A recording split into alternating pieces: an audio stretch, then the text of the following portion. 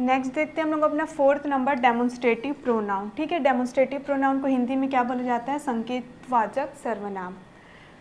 Demonstrative मतलब होता क्या है? किसी की तरफ इशारा करना या किसी को संकेत करना। पहले इसका हम लोग एग्जाम्पल से पहले आप लोग डेफिनेशन देखिए। The pronoun used to point out things और persons to which they refer are called demonstrative pronoun. ठीक है, डेमोन्स्ट्रेटिव प्रोनाउन वो प्रोनाउन होते हैं जो किसी भी थिंग और पर्सन की ओर पॉइंट आउट करते हैं। बोलने का मतलब ये है किसी वस्तु या किसी मनुष्य की तरफ संकेत करना, यही हमारा डेमोन्स्ट्रेटिव प्रोनाउन होता है। एग्जाम्पल देखते हैं हम लोग। दिस इज़ माई शर्ट, ये मेरा शर्ट है। हम लोग उसको पॉइंट आउट कर रहे हैं। शर्ट एक थिंग है और उसकी तरफ हम लोग पॉइंट आउट कर रहे हैं, संकेत कर रहे हैं कि वो शर्ट मेरा है। ठीक है, तो ये क्या होगा हमारा demonstrative pronoun. These are your shirts. ठीक है, दीज आर योर शर्ट्स, वो शर्ट्स आपके हैं। तो इसमें भी हम लोग क्या कर रहे हैं? पॉइंट आउट कर रहे हैं शर्ट को, मतलब एक थिंग को। दैट इज़ माई वॉच, ये मेरा वॉच है। इसमें भी हम लोग क्या कर रहे हैं? पॉइंट आउट ही कर रहे हैं। दोज आर माई वॉचेस, वो मेरे वॉचेस हैं। इसमें भी हम लोग एक थिंग को क्या कर रहे हैं? पॉइंट आउट कर रहे हैं, मतलब संकेत कर रहे हैं। अब देखिए ये जो 4 वर्ड आपको गिवन है ना, दीज, दैट एंड दोज, ये 4 वर्ड हमारा कौन सा होता है? डेमोन्स्ट्रेटिव प्रोनाउन का वर्ड है। आइए इसको थोड़ा डिटेल में समझते हैं और देखते हैं कि इसका यूज़ कैसे होता है। आप लोग पहले 2 कॉलम बना लीजिए। एक कॉलम में लिखिए आप सिंगुलर, सेकंड में लिखिए आप प्लूरल। ठीक है, अब देखिए ये दीज और ये दीज, यहाँ पे 2 दीज आपको दिख रहे हैं। एक का यूज़ हम लोग सिंगुलर के लिए करते हैं। सिंगुलर आप लोगों को पता होगा, सिंगुलर मतलब होता है एक वचन और प्लूरल मीन्स होता है आपका बहुवचन। तो ये वाला जो दीज है, THIS, ये आपका सिंगुलर में यूज़ होगा और THESE ये आपका होगा प्लूरल में यूज़। सिमिलरली दैट और दोज भी क्या होता है? दैट का यूज़ हम सिंगुलर में करते हैं और दोज का यूज़ हम प्लूरल में करते हैं। अब इसको थोड़ा सा और डिटेल में देखते हैं। जैसे कि इतना तो हमारा क्लियर हो गया कि दीज का यूज़ और दैट का यूज़ सिंगुलर में करेंगे हम, दीज और दोज का यूज़ प्लूरल में करेंगे। तो ये जो दीज है, ये वाला दीज और ये वाला दीज, दोनों दीज का यूज़ हम लोग क्या के लिए करते हैं? The thing which is near to you, ऐसा चीज़ जो आपके पास होगा। फॉर एग्जाम्पल ये पेन है, ये हमारे पास में है, तो दिस इज़ माई पेन। अगर यही पेन आपके दूर में होता तो हम क्या बोलते हैं? That is my pen. तो जो चीज़ हमारे पास में होता है उसके लिए हम लोग दीज एंड दीज का यूज़ करते हैं। सिमिलरली जो चीज़ हमारे दूर में होगा, the thing which is far to us, जो चीज़ हमारे दूर में होगा उसको हम लोग किसका यूज़ करेंगे? दैट और दोज का यूज़ करेंगे। कंसिडर कर लीजिए आप लोग कि आपका पेन है जो टेबल ऊपर रखा हुआ है, जो आपसे डिस्टेंस में है, तो आप लोग उसको क्या बोलेंगे? That is my pen. Okay, अगर वो सिंगुलर में हो, मतलब वो अगर सिर्फ एक है तो दैट का यूज़ करेंगे। वहीं पे अगर वो पेन एक से ज़्यादा है, मतलब बहुत सारे पेन है, तो उसको हम लोग क्या का यूज़ करेंगे? Those are my pens. Clear है? तो ये चारों वर्ड आप लोग याद रखिएगा कि यही चारों वर्ड हमारा डेमोन्स्ट्रेटिव प्रोनाउन का वर्ड है और यही इसमें यूज़ होता है। ओके, नेक्स्ट देखते हैं हमारा इंट्रोगेटिव प्रोनाउन, जो कि सबसे इम्पॉर्टेंट होता है और ईजी भी होता है, क्योंकि इंट्रोगेटिव हम लोग सब में रीड करते हैं, चाहे वो हमारा सेंटेंस हो, प्रोनाउन हो। आगे चलकर टेंस में भी हम लोग इंट्रोगेटिव ही पढ़ेंगे, जिसको हिंदी में हम लोग क्या बोलते हैं? प्रश्नवाचक सर्वनाम बोलते हैं। ठीक है, इंट्रोगेटिव प्रोनाउन वो प्रोनाउन होते हैं जो हमसे क्या करते हैं? क्वेश्चन पूछते हैं, मतलब क्वेश्चन पूछे जाने वाले, प्रश्न पूछे जाने वाले जो वर्ड होते हैं वही हमारे इंट्रोगेटिव प्रोनाउन के वर्ड होते हैं। आइए देखते हैं इसके कुछ एग्जाम्पल। यहाँ पे आपको वाइट हाईलाइटेड में जो वर्ड दिख रहा है वो हमारे इंट्रोगेटिव का वर्ड है। सिमिलरली अगर सेकंड वाले में भी देखिए जो वाइट हाईलाइटेड है उसमें वो भी इंट्रोगेटिव वाले वर्ड ही हैं। रीड कीजिए एग्जाम्पल। यहाँ पे example, who is knocking at the door, दरवाजे पे कौन खटखटा रहा है। इसमें हमसे क्या कर रहा है? क्वेश्चन पूछ रहा है। हम लोग क्वेश्चन मार्क देख के भी यहाँ पे पता चल रहा है हमको कि ये सेंटेंस हमसे क्वेश्चन आस्क कर रहे हैं, मतलब क्वेश्चन पूछ रहा है। तो इसमें क्वेश्चन वर्ड कौन सा हमारा? हु क्वेश्चन वर्ड है। अगर जो क्वेश्चन वर्ड होता है वही हमारा इंट्रोगेटिव वर्ड भी होता है, क्योंकि उसको हिंदी में भी हम लोग देख सकते हैं प्रश्नवाचक सर्वनाम बोलते हैं। सिमिलरली इसमें भी है, विच इज़ योर हाउस, आपका घर कौन सा है।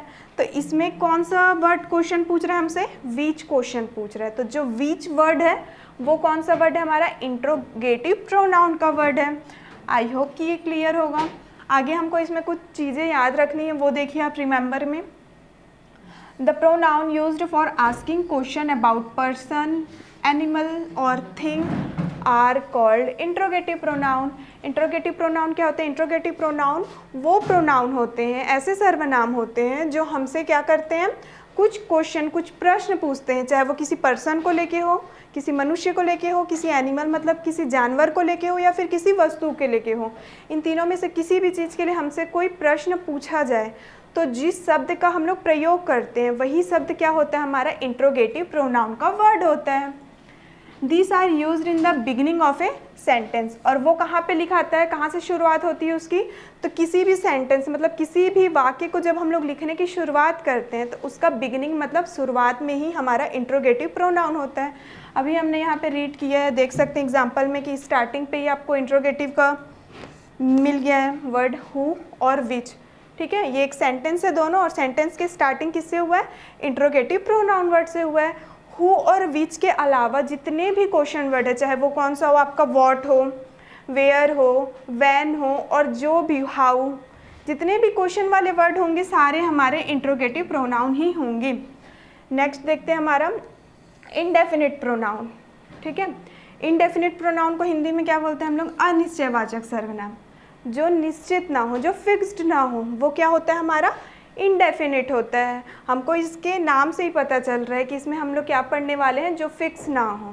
ठीक है, इनडेफिनिट मतलब होता है जो फिक्स ना हो, निश्चित ना हो, वो हमारा इनडेफिनिट होता है। पहले इसका देख लेते हैं हम लोग डेफिनेशन, देन उसके बाद एग्जाम्पल देखेंगे तो ज़्यादा अच्छे से क्लियर होगा।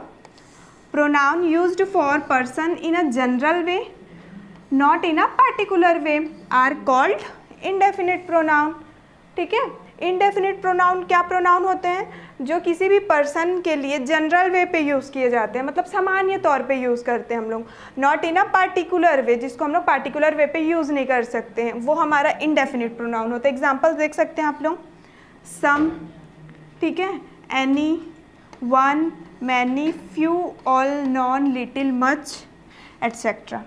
अब देखिए यहाँ पे इसके डेफिनेशन के बोलने का मतलब क्या है कि वो जनरल वे पे यूज़ होता है, पार्टिकुलर वे पे यूज़ नहीं होता। फॉर एग्जाम्पल मैं बोल रही हूँ कि मेरे पास कुछ किताबें हैं, आई हैव फ्यू बुक्स, कि मेरे पास कुछ किताबें हैं, तो वो किस पे यूज़ हो रहा है? सामान्य तौर पे बताया जा रहा है कि कुछ किताबें हैं। वहाँ पे ये मेंशन नहीं है कि मेरे पास एक इंग्लिश का बुक है, एक हिंदी का बुक है, एक साइंस का बुक है। ठीक है, जब वो पार्टिकुलरली अच्छे से मेंशन होता है डिटेल से, तो वो पार्टिकुलर वे होता है हमारा। लेकिन वो अगर फिक्स्ड वे पे डिफाइन ना हो, जैसे कि हमने बोला कि आई हैव फ्यू बुक्स, मेरे पास कुछ किताबें हैं, वो फिक्स नहीं है कि वो किताबें कौन से सब्जेक्ट्स की हैं या फिर वो किताबें क्या हैं, वो फिक्स नहीं है, तो वो हमारा इंडेफिनिट प्रोनाउन होता है। क्लियर है? आइए देखते हैं कुछ और एग्जांपल इसके हम लोग। सम से हिम मिलियनरी, कुछ लोग खुद को मिलियनरी बोलते हैं। ठीक है, यहाँ पे भी फिक्स नहीं है, सम मतलब कुछ लोग, कितने लोग, कुछ में कितने भी हो सकते हैं। ठीक है, 2 हो सकते हैं, 4 हो सकते हैं, 5 हो सकते हैं, 10 हो सकते हैं, यहाँ पे भी ये फिक्स नहीं है, तो ये भी क्या हुआ? हमारा इंडेफिनिट प्रोनाउन हुआ। One does what one likes, ये भी हमारा किस में आता है? इंडेफिनिट प्रोनाउन में ही आता है। यहाँ पे भी ये मैनी और ये वन, ठीक है, यहाँ पे भी ये इंडेफिनिट प्रोनाउन में आएगा। Many were invited but few of them came, इसमें भी ये मैनी और ये फ्यू वर्ड हमारा कौन सा है? इंडेफिनिट प्रोनाउन का, और इसमें से ये वन वर्ड भी हमारा क्या है? इंडेफिनिट प्रोनाउन का। एक बार फिर से रिपीट करती हूँ मैं, इंडेफिनिट प्रोनाउन वो प्रोनाउन होते हैं जो कि फिक्स्ड नहीं होते हैं, निश्चित नहीं होते हैं। ठीक है, आप लोग बोल सकते हो I have some pens, I have some works, वो फिक्स नहीं है कि आपके पास वो चीज़ कितना है, आपको वो काम कितना करना है, वो फिक्स्ड अगर नहीं होता है तो वो हमारा इंडेफिनिट प्रोनाउन होता है। इसीलिए इसको अनिश्चयवाचक सर्वनाम कहा जाता है, क्योंकि वो निश्चित नहीं होता है। आई होप ये अच्छे से आप लोगों को क्लियर हो गया होगा। नेक्स्ट आते हैं हम लोग अपना डिस्ट्रीब्यूटिव प्रोनाउन पे। ठीक है, डिस्ट्रीब्यूटिव प्रोनाउन को हम लोग हिंदी में क्या बोलते हैं? वितरणवाचक सर्वनाम बोलते हैं। ओके, वितरणवाचक। डिस्ट्रीब्यूटिव मतलब क्या होता है? डिस्ट्रीब्यूट करना मतलब उसको विभाजित करना, या फिर बोल सकते हैं उसको बांटना। ओके, तो पहले इसका एक हम लोग डेफिनेशन देखते हैं। When the pronouns each, either, neither refer to a person or things one at a time, they are called distributive pronoun. Okay, इसमें आप लोग को रिमेंबर करने वाली चीज़ क्या है? तो ये जो 3 वर्ड्स हैं, ईच, आइदर एंड नाइदर, ये हमारा मोस्ट इंपॉर्टेंट वर्ड है डिस्ट्रीब्यूटिव प्रोनाउन के लिए। ये तीनों वर्ड का यूज़ किया जाता है, ईच का, आइदर का और नाइदर का। इसका हम लोग क्यों यूज़ करते हैं? When the pronoun each either neither refer to a person और thing one at a time. एक ही समय में अगर ईच, आइदर, नाइदर का इस्तेमाल किसी वस्तु या फिर मनुष्य के लिए किया जाता है, व्यक्ति के लिए किया जाता है, तो वो कौन सा प्रोनाउन कहलाता है? हमारा डिस्ट्रीब्यूटिव प्रोनाउन कहलाता है। देखिए आप लोग इसका एग्जाम्पल रीड कर सकते हैं। Each of his sons touches his feet. Each मतलब क्या होता है? एक या फिर प्रत्येक, ठीक है। आइदर मतलब होता है या, ठीक है, या तो ये या तो वो, या वर्ड को आइदर बोलते हैं। और नाइदर मतलब क्या होता है? कभी नहीं या फिर कुछ नहीं। तो ये जो तीनों वर्ड होते हैं, ईच, आइदर और नाइदर, ये क्या कर रहे हैं? पर्सन और थिंग को डिस्ट्रीब्यूट कर रहे हैं, मतलब उसको बांट रहे हैं, डिवाइड कर रहे हैं, इसलिए वो किसके अंदर आता है? डिस्ट्रीब्यूटिव प्रोनाउन के अंदर आता है। तो जो इम्पॉर्टेंट वर्ड है आप लोग उसको हाईलाइट कीजिए या अलग से नोट कीजिए, ताकि आप लोग जब उसको रीड करें तो वो अच्छे से क्लियर हो जाए। जैसे इंट्रोगेटिव प्रोनाउन में हमने पढ़ा हु, विच, व्हाट, वेयर, जितने भी क्वेश्चन वाले वर्ड हैं वो आपकी इंट्रोगेटिव में आएंगे, ठीक है। वैसे हमने डेमोन्स्ट्रेटिव में पढ़ा दीज, दैट, दोज, ये हमारा डेमोन्स्ट्रेटिव प्रोनाउन है। तो आप लोग वो वर्ड को नोट करते जाइए। साथ ही हमने डिस्ट्रीब्यूटिव में पढ़ा ईच, आइदर और नाइदर, ये तीनों वर्ड हम लोग डिस्ट्रीब्यूटिव में यूज़ करते हैं, ठीक है। बहुत सारे लोग जब रहेंगे, बहुत सारी चीज़ें रहेंगे, तो हम लोग मोस्टली ईच का यूज़ करते हैं। आइदर और नाइदर का मोस्टली हम लोग दो लोगों के लिए या दो चीज़ों के लिए इस्तेमाल करते हैं। क्लियर है? देख सकते हैं आप लोग, either of the boys made a mistake, ठीक है। नेक्स्ट आता है हमारा रेसिप्रोकल प्रोनाउन। रेसिप्रोकल को हम लोग क्या बोलते हैं हिंदी में? परस्पर बोधक सर्वनाम, ठीक है। जो आपस के बेस का, मतलब जो म्यूचुअल रिलेशनशिप हमको शो करता है वो हमारा रेसिप्रोकल होता है, दो लोगों के बीच का आपस का संबंध। आप लोग पहले डेफिनेशन देखिए। प्रोनाउन विच एक्सप्रेसेस म्यूचुअल और reciprocal relationship are called reciprocal pronoun. They are each other, one another. अब यहाँ पे आप लोग को जो वर्ड याद करना है वो ये वर्ड है। ईच अदर एक वर्ड है आपको जो रिमेंबर करना है रेसिप्रोकल प्रोनाउन के लिए, और सेकेंडली हमारा वन अनदर वर्ड है जो हमको याद करना है रेसिप्रोकल प्रोनाउन के लिए। ओके, तो ये दोनों वर्ड हमारा रेसिप्रोकल प्रोनाउन के लिए सबसे इम्पोर्टेंट वर्ड है। ये दोनों का यूज़ करते हैं हम लोग। रेसिप्रोकल प्रोनाउन हमको यहाँ से पता चल रहा है परस्पर बोधक सर्वनाम, मतलब जो हमारा म्यूचुअल रिलेशनशिप, जो हमारा पारस्परिक संबंध बताता है वो हमारा रेसिप्रोकल प्रोनाउन होता है। एग्जाम्पल देख सकते हैं आप लोग, Meenu and Chinu love each other. Meenu और चीनू दोनों के बीच का म्यूचुअल रिलेशनशिप बता रहा है कि वो दोनों आपस में एक दूसरे से प्यार करते हैं। Similarly Meenu, Chinu and Shalu love one another, इसमें भी इन तीनों का म्यूचुअल रिलेशनशिप ही शो कर रहा है कि ये तीनों आपस में क्या करते हैं? एक दूसरे से प्यार करते हैं। तो एक चीज़ और आप लोगों को रिमेंबर रखना है कि ईच अदर मोस्टली हम लोग दो पर्सन या फिर दो थिंग के लिए यूज़ करते हैं, और वन अनदर हम लोग मोर देन टू के लिए यूज़ करते हैं। मतलब दो से ज़्यादा लोग अगर होंगे तो वन अनदर का यूज़ करेंगे, और दो लोग होंगे तो ईच अदर का यूज़ करेंगे। तो हमको रेसिप्रोकल में सिर्फ ये दो वर्ड को याद रखना है, ईच अदर और वन अनदर। आई होप कि ये भी अच्छे से क्लियर हो गया होगा। और हमारा लास्ट जो टाइप है जो कि हमारा रिलेटिव प्रोनाउन, जिसको हिंदी में हम लोग बोलते हैं संबंधवाचक सर्वनाम, ठीक है। ये हमारा लास्ट टाइप है प्रोनाउन का, रिलेटिव प्रोनाउन। इसमें हम लोग क्या करते हैं, हमको दो सेंटेंसेस, दो वाक्य गिवन रहता है और दोनों वाक्य को जोड़ के एक सिंगल सेंटेंस में हमको बनाना रहता है। पहले इसका डेफिनेशन, ओके, पहले इसका हम लोग एग्जाम्पल देख लेते हैं। This is the man. आप लोगों को तो ये पता होगा ना कि फुल स्टॉप तक हमारा एक सेंटेंस होता है, देन फुल स्टॉप के बाद हमारा सेकंड सेंटेंस होता है। तो यहाँ पे देख सकते हैं आप लोग, दिस इज़ द मैन, ये हमारा फर्स्ट सेंटेंस है। सिमिलरली इसके आगे से देखिए, जो ये पिंक हाईलाइटेड है ये हमारा सेकंड सेंटेंस है। ही was knocking at the door, ठीक है।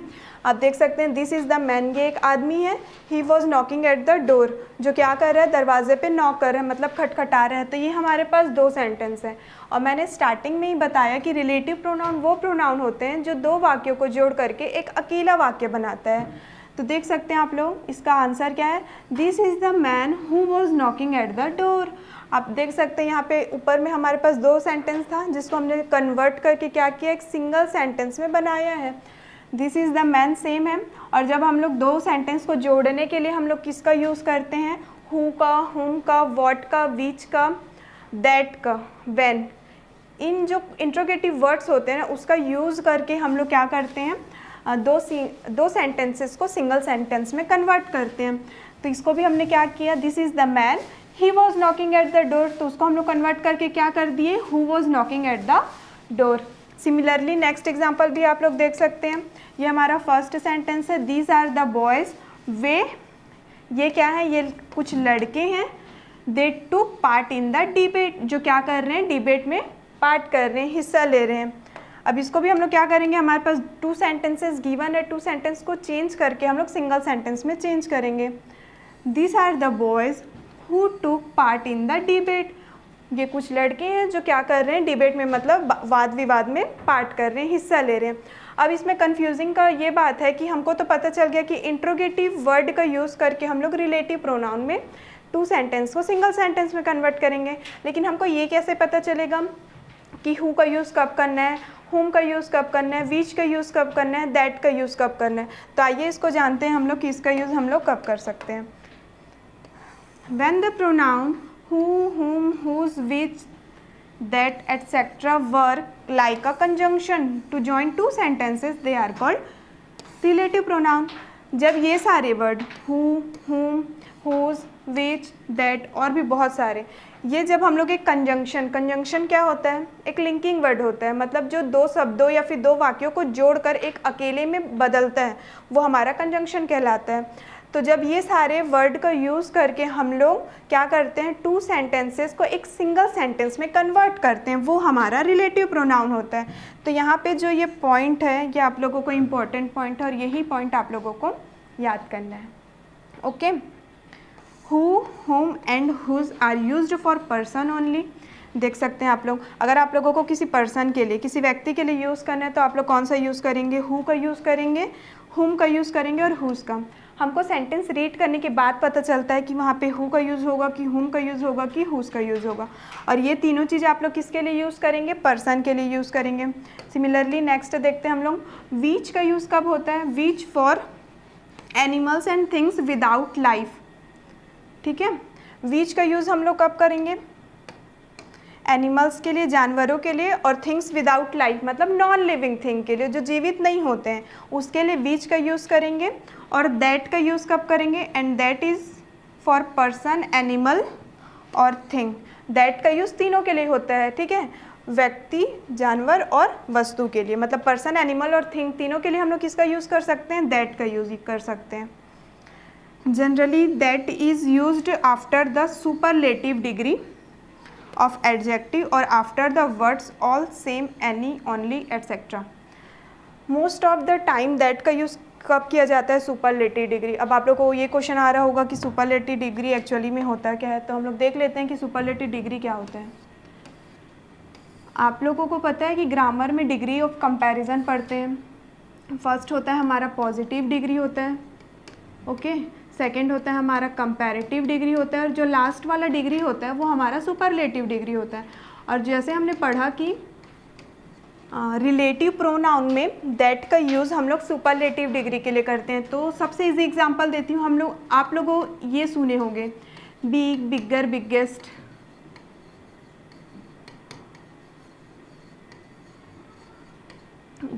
Cold, colder, coldest.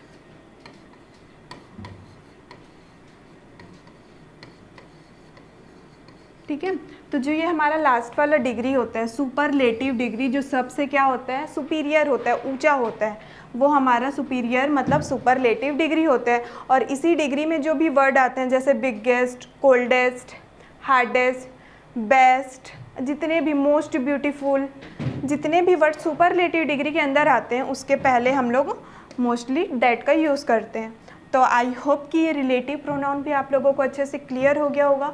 हमने प्रोनाउन का डेफिनेशन, प्रोनाउन के टाइप्स और प्रोनाउन के हर एक टाइप को बहुत ही डिटेल से पढ़ा हुआ है विद एग्जाम्पल्स के साथ में। तो आई होप ये सारा चीज़ आप लोगों को अच्छे से क्लियर हो गया होगा। Thank you.